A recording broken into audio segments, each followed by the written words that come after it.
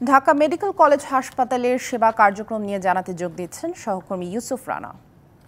ইউসুফ, রোগীরা তো এখনো যথাযথ চিকিৎসা সেবা পাচ্ছেন না, কবে নাগাদ ঢাকা মেডিকেলের এই অচল অবস্থা কাটতে পারে? সামিয়া, ঢাকা মেডিকেলের যে জরুরি সেবা সেটি কালকে রাত থেকে চালু হয়েছে, কিন্তু বহির্বিভাগে কিন্তু কোনো রোগীকে নেওয়া হচ্ছে না এবং ঢাকা মেডিকেলে প্রতিদিন প্রায় 2,500 থেকে 3,000 রোগী আসে এবং বেশিরভাগই কিন্তু আসেন বহির্বিভাগে। জরুরি বিভাগে আসেন সেই সংখ্যা তুলনামূলক কম, তবে আজকে বহির্বিভাগ একেবারেই বন্ধ থাকায় জরুরি বিভাগে কিন্তু সেই চাপটি পড়েছে।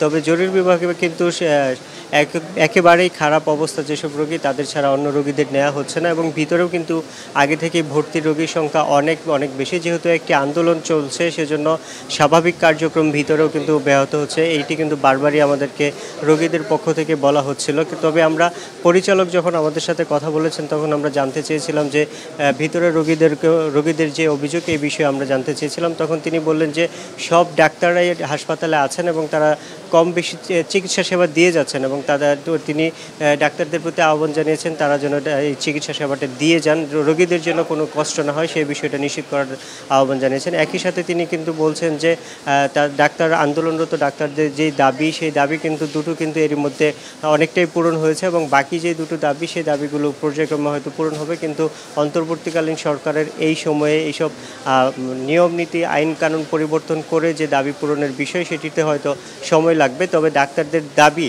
সেটি যৌক্তিক, এই কথা কিন্তু গতকালও স্বাস্থ্য উপদেষ্টা এখানে মেডিকেল হাসপাতালে যে ঊর্ধ্বতন কর্তৃপক্ষ তাদের সাথে বৈঠক শেষে সাংবাদিকদের সাথে এই কথা কিন্তু তিনিও স্বীকার করেছেন যে ডাক্তারদের এই দাবি যৌক্তিক এবং পর্যায়ক্রমে তাদের এই দাবি মেনে নেওয়া হবে। তবে ঠিক কখন নাগাদ এই পরিবেশ স্বাভাবিক হবে সেটি কিন্তু এখনও নিশ্চিত না। তবে পরিচালক যেটি আমাদেরকে জানিয়েছেন যে আন্দোলনরত ডাক্তাররা যদি যেই মুহূর্তে তাদের এই আন্দোলন প্রত্যাহার করবে, যেহেতু তাদের দাবি মেনে নেওয়া হচ্ছে, সে তখন থেকেই স্বাস্থ্যসেবা সারা দেশে স্বাভাবিক হতে শুরু করবে। তো সামিয়া, এই ছিল এখানকার সর্বশেষ খবর। ইউসুফ, ধন্যবাদ আমাদের সাথে যুক্ত হওয়ার জন্য।